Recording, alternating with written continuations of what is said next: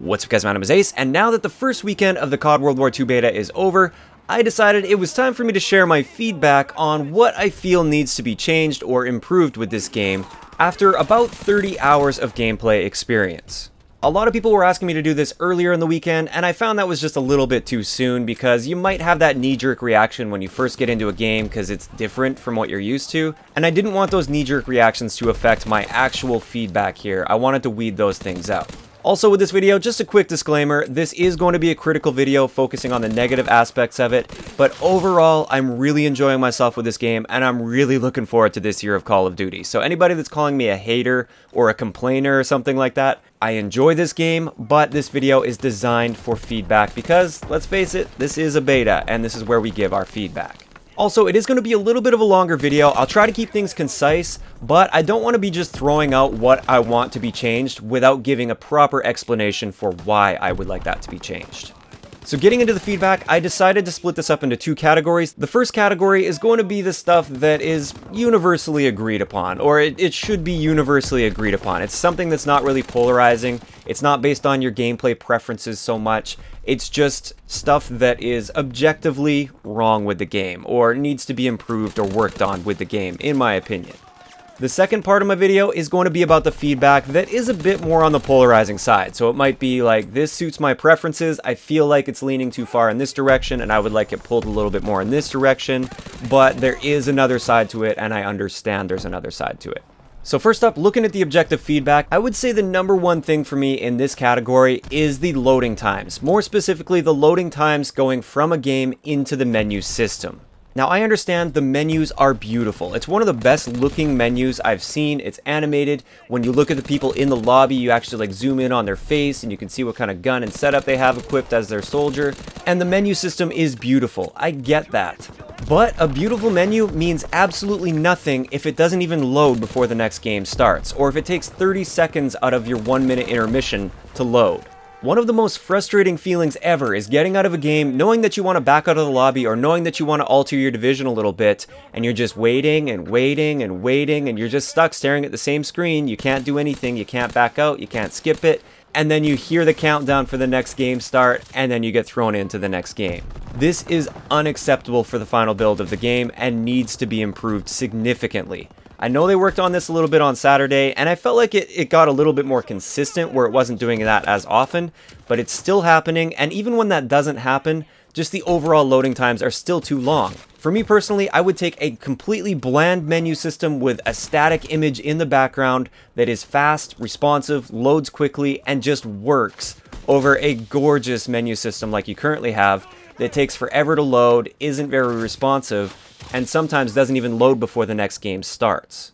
So either tone down the menu system a little bit, maybe drop the graphics slightly, drop some of the animations, do something on the technical side to significantly speed up the load times of these menus when you get out of a game, or give us an option for a classic menu system that's a little bit more simple, doesn't require as much load time, and just works. While we're on the topic of the menu system, I would also like to see a way to see who's in your party in the main menu without having to tab over to the social tab and then go over to your party and make sure everybody's in there before you search for a game. It seems pretty obvious to me that when you're in the main menu system, it should show your party together. It should show the people that are in your party so that you can just quickly search for a game without having to double check first. Moving on to my next piece of objective feedback, this is your hit markers. There's something up with the hit markers, and I believe I know what it is. The hit markers themselves seem to be displaying properly on screen, so visually they look fine. The issue is with the audio feedback. This has been here since the alpha build of the game. I've been looking through my gameplays frame by frame, and it seems like what's going on here is it's not always playing the audio for a hit marker for every single hit, especially if you're getting several consecutive hits. So if I shoot somebody individually one shot at a time, I'll get proper hit marker feedback on every one of those shots. I'll see the hit marker and I'll hear the hit. If, however, I'm going full auto on a guy and I get several hits in a row, I don't seem to get a hit marker sound for each of the hit markers that I actually get. So just as an example, it'll be a 4-shot kill weapon. I'll go full auto on a guy, not miss a shot, and if you go frame by frame, you'll see 4 hit markers, but you only hear 2 hit markers. I think what's going on here is the audio files aren't stacking properly. So the first hit marker sound will play, but the second one won't because it was too close to the first one. So it'll skip over the second hit marker sound, and then it'll play the third hit marker sound, and then again, it won't play the fourth hit marker sound as you finish off the kill. So I get 4 hit markers to get the kill, but I only hear 2. And this is a big issue when it comes to overall feedback and the feeling of gunfights. If you look back to Treyarch Call of Duty specifically, because they have nice, loud, pronounced hit marker sounds, and it plays for every single hit that you get, you can feel when you're shooting an enemy. You feel every time you get a hit due to that audio feedback. Without that proper audio feedback, it's all purely visual. It feels like you're just shooting through your target, but then you can see the hit markers pop up and you can see that you get the kill. So that audio feedback is very important when it comes to the feeling of satisfaction in a gunfight, as well as just getting a feel for like how many shots you put into that guy and how many more you have to put into him. Because visually, a lot of times it's hard to see if that hit marker's stacked if you got 2 hits in a row. Yes, 2 hit markers displayed, but you can't really tell. But with audio, you could always tell in the past that that was 2 hits and not 1. So this is something that I think should also be a priority before launch.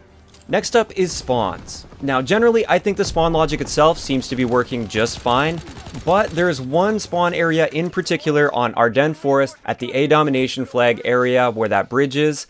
That is a problem area when it comes to spawns, and I feel it needs a little bit of work. This happens in every one of the game modes. That spawn area, it is so far back that people can cut off all the choke points to get out of that spawn area without being too close of a proximity to block that spawn off. And also, those spawns are behind some rocks, and therefore the enemies aren't getting a line of sight on the spawn, and therefore those spawns are being deemed safe, and people are spawning there with no real options to escape that spawn trap. So I think this particular area needs to be looked at a little bit when it comes to spawns. Make this one a little bit less sticky than it currently is, and force that spawn flip a little sooner. And aside from that, I think the spawns are generally working just fine. They're a little sticky, but they're not bad spawns. Next up, we have shell shock, particularly shell shock from teammates' grenades. I think in general, shell shock should be reduced a little bit overall. I'm fine with it removing your minimap and everything temporarily. That's cool, that's an interesting little mechanic, and it makes it so that your grenade still has an effect on somebody without hurting them if they're within a radius of it. I get that, I get why it's there, I understand it. I think at this point though, it's just way too much, especially when it's a friendly grenade. I find it very annoying that you can have an enemy at mid-range, a teammate can throw a grenade at your feet, it screws you up in the gunfight but not him because he's far enough away from it, and therefore your teammates can actually get you killed very, very easily. Now, I'm not saying shell shock should be eliminated completely. I'm fine with it being there. I think it's just way too much at this point. Too much screen shake, too much blur going on the screen to where you can't really fight back effectively. So finally, for what I'm still going to be calling objective feedback on this, the LMGs need some work. In the current state right now, I don't see any use for the LMGs. I would rather have an assault rifle in literally any situation compared to any one of the LMGs. There is no situation whatsoever in this game where I feel like I have an advantage with an LMG. Now, the big issue with this is the magazine capacity. Now, I understand historical realism and accuracy and all that kind of stuff. Like the Bren, for instance, that standard magazine is 30 rounds in real life, so you made it 30 rounds in this. Why would anybody want to use that only has 30 rounds and has a like 5-second reload time over an STG that has the exact same magazine capacity, handles way better, reloads faster, and has a similar time to kill? There is no reason whatsoever to be using that Bren over the STG. So I'd recommend with LMGs, speed up those reload times a little bit to compensate for the fact that we don't have those massive magazine capacities that we've had in previous CoD games with more modern LMGs. And also, this suggestion might be a bit polarizing, increase the magazine capacity. I realize it's going to go against historical accuracy, but gameplay should always come first, and the majority of the Call of Duty player base isn't going to notice that you have 45 rounds in what was historically a 30-round magazine. You'll get some of those history buffs that will be upset about this, but I think gameplay should always come first, and at this point in the game, there's no reason to use an LMG. So that's going to wrap it up for the first part of my objective feedback of what's wrong, what needs to be worked on, what needs to be fixed and improved. Now let's move on to the stuff that might be a little bit more polarizing. Now, since it is polarizing, I expect a bunch of you guys to disagree with the things that I'm saying, and that's fine. Please let me know in the comment section below, in a respectful manner if you can, why you disagree with what I'm saying on these points, and I'd love to have a discussion with you in the comment section below if time permits. I can't always reply to everything, but I do like having discussions down there because sometimes you guys can change my mind, sometimes I can change your mind after we talk through it and we see both sides of it. But first up, a lot of you guys already know I'm going to be bringing this up. This is sprint out times. I strongly feel sprint out times need to be reduced slightly in this game. I'm not saying eliminated, I'm not saying completely take away any sort of tactical advantage and any advantage from people that are moving around the map in a methodical fashion and they're pre-aiming corners and stuff. Those people should still get the advantage. I completely agree with that. I think at this point in the game, rushers are being held back a little bit too much. And also, the big thing with this as well is quick draw is essentially made useless for anybody that's on the move because the aim down sight time will slow to match your sprint out time if you try to aim down sight while coming out of sprint. And this means that you don't get any advantage for quick draw. If you are sprinting, go to aim down sight and try to fire at your target. And traditionally, that's what quick draw is for. It doesn't matter so much if you're already pre-aiming corners. So what I would suggest is to reduce your sprint out time to the minimum aim down sight time of the particular weapon class. So as an example, take an SMG, find out its aim down sight time with quick draw equipped, and make the base sprint out time for SMGs match that. This way, there is still a sprint out time. You still are being punished for getting caught sprinting if somebody else is already pre-aiming you and they're playing smarter than you. But you can actually take advantage of the quick draw attachment. It won't feel as scary to move around the map. And overall, I feel like it would provide a better balance of the two different playstyles. One of the reasons I feel this is important overall for the player base of the game is we have a lot of the newer Call of Duty players that have come in the past 5 or 6 years of Call of Duty, and they have always had an option to reduce their sprint out time in some way, or the base sprint out times have been faster. By taking a step backwards when it comes to sprint out time like they have, a lot of these newer players are being turned away because it's just too much of a change.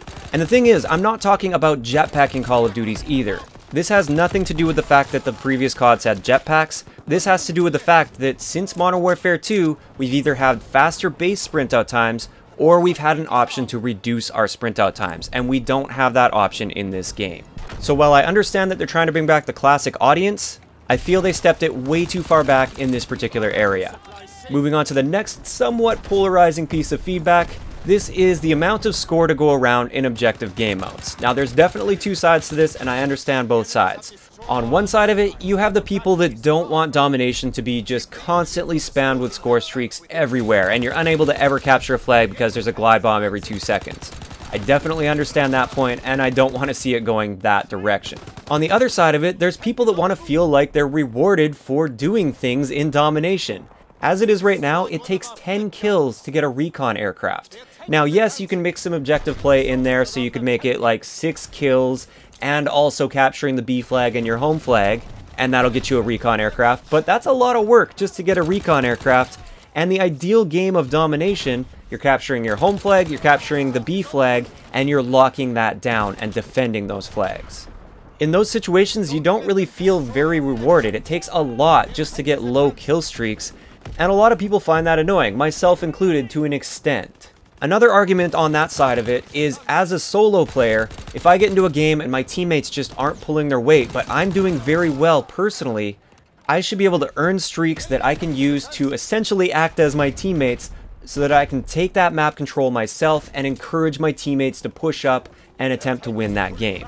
When the score is too low, a solo player can only do so much, because with no map control, yeah, you can get a bunch of kills before you die, but you're never going to get that flag capped without streaks. So this is why I feel like we need to find a balance. I think a jump up to 100 score per kill would be a little bit too extreme, at least to begin with. So I would like to see them at least play around with 75 score per kill in domination. See how that goes at first. If it works, great. If not, drop it back down. That's totally fine. I think that would be a lot better than instantly doubling it and going all the way up to 100 score.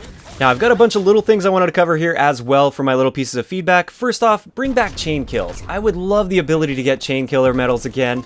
I think technically the chain kills are probably coded into the game, but as it is right now, you can't really be getting them because you only have 2 seconds between each kill for it to register within the same chain of kills.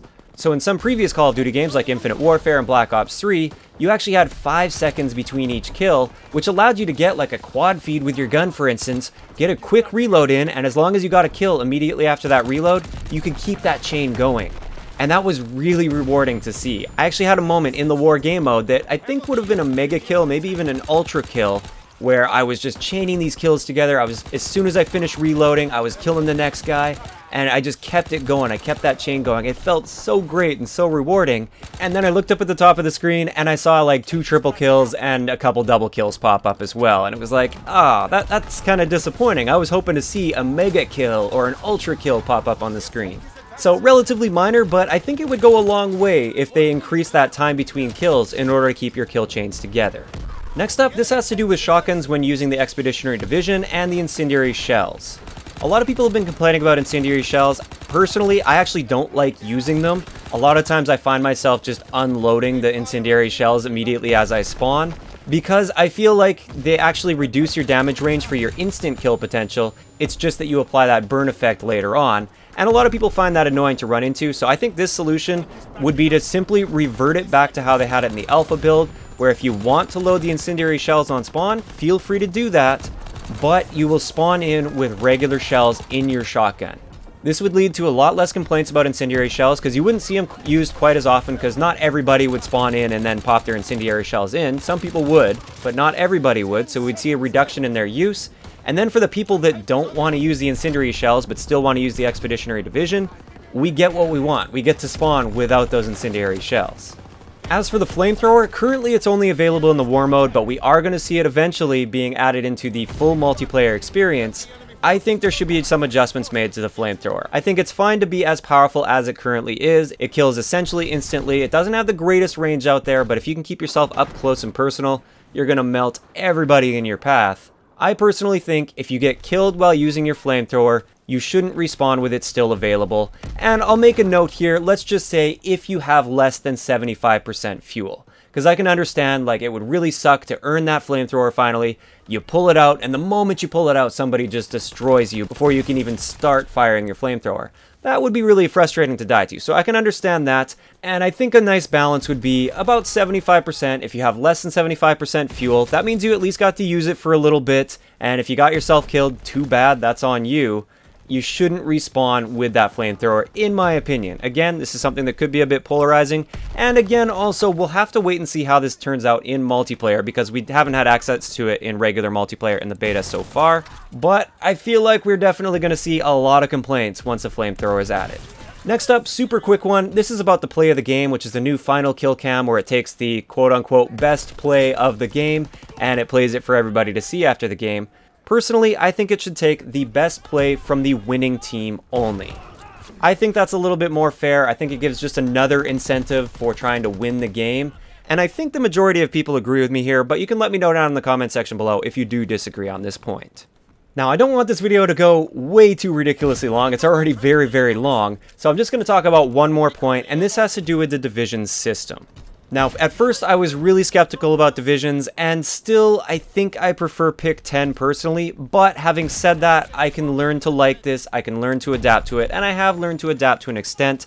I see where they're going with it. They want to force people into more defined roles, and I get that, and I can live with that. I can definitely live with that throughout the life cycle of this game.